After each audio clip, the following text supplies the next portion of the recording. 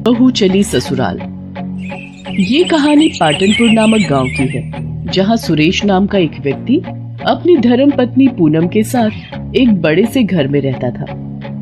सुरेश की केवल एक ही संतान थी और वो था उसका बेटा हेमंत। हेमंत विलायत में जॉब करता था। इन दिनों हेमंत अपने घर आने वाला था, इसलिए उसके माता पिता बड़ी ही खुशी से अपने बेटे हेमंत के आने की राह देख रहे थे। 2 दिन बाद हेमंत एक चाइनीज लड़की जिसका नाम ली था उसके साथ अपने घर में प्रवेश करता है। अरे हेमंत, अरे पूनम, अरे देखो देखो, हेमंत बेटा आ गया है। सुरेश अपने बेटे को जोर से गले लगा लेता है। तभी पूनम भी आती है और वो भी अपने बेटे हेमंत को देखकर खुशी से गले लगा लेती है। अरे कैसा है मेरा बच्चा, कितने सालों बाद तुम्हें देख रही हूँ। मैं बिल्कुल ठीक हूँ माँ। अरे हेमंत, ये तो विलायती लड़की लग रही है, कौन है ये? माँ ये ली है। लिए है? क्या लिए है बेटा? माँ लिए नहीं, ली है, इसका नाम ली है। ली? ये कैसा नाम है? ऐसा भी कोई नाम होता है? ली ये मेरी माँ है और ये मेरे पिताजी। ली पूनम के पैर छूने लगती है। पैर उठा लो सासू माँ। क्या? पैर उठा लो? ये क्या बोल रही है हेमंत? अरे ली, पैर उठा लो नहीं, पाए लागू बोलते हैं। ओह सॉरी सासू माँ। अरे ये क्या हो रहा है हेमंत बेटा? ये लड़की मुझे सासू माँ क्यों कह रही है? ये सब चल क्या रहा है?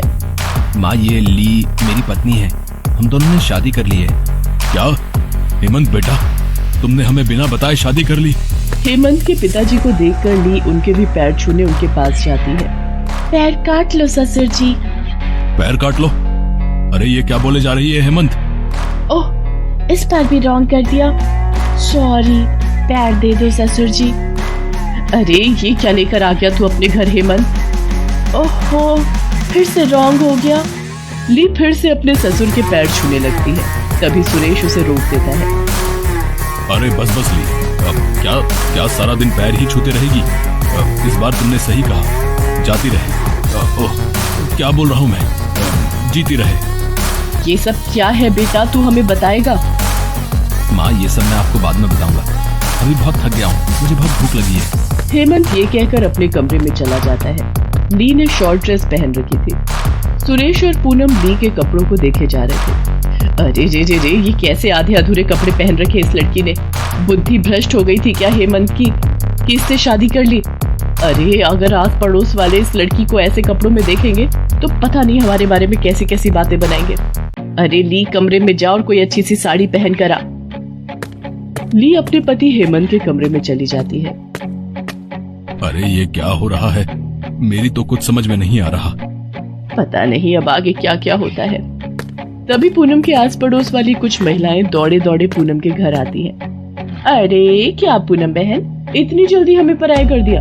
घर में विलायती बहू लाई और हमें बताया भी नहीं। हाय अरे पूनम बहन, आपने हमारे साथ ऐसा क्यों किया? आपसे ये उम्मीद नहीं थी। अरे जब बहू आ गई तो सासू के ऐसे ठाट बाट पड़ जाते हैं नीलम बहन। अरे क्या बकवास किए जा रहे हो आप सब? पहले उस लड़की ने हमारा दिमाग खा लिया, अब तुम दोनों भी शुरू हो गई। अरे वो मेरी बहू है, ये मुझे खुद अभी पता चला। अब जाओ दोनों यहाँ से, मैं पहले ही बहुत परेशान हूँ। हाय हाय पूनम बहन, ऐसा भी क्या भाव खाना? तुम्हारी बहू क्या कोई गुलाब का फूल है कि जिसे देखेंगे तो वो मुरझा जाएगी? तुम दोनों अभी चली जाओ यहाँ से, वरना। हाय हाय इतना भी क्या गुस्सा, बताओ। जाते हैं। दोनों वहाँ से चले जाते हैं। पूनम अपने माथे पर हाथ रखे सोफे पर बैठ जाती है। इधर ली अपने पति से कहती है, हेमंत मुझे बहुत भूख लगी है। अरे ली, जो खाना था वो तो मैंने खा लिया। एक काम करो, तुम नीचे जाओ और किचन में जाकर अच्छी सी डिश बना लो।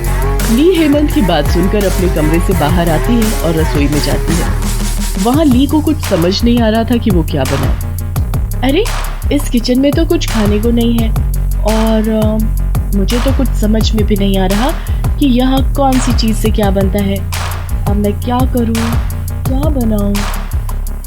तभी ली को रसोई की दीवार पर 2 छिपकलियां दिखाई देती हैं।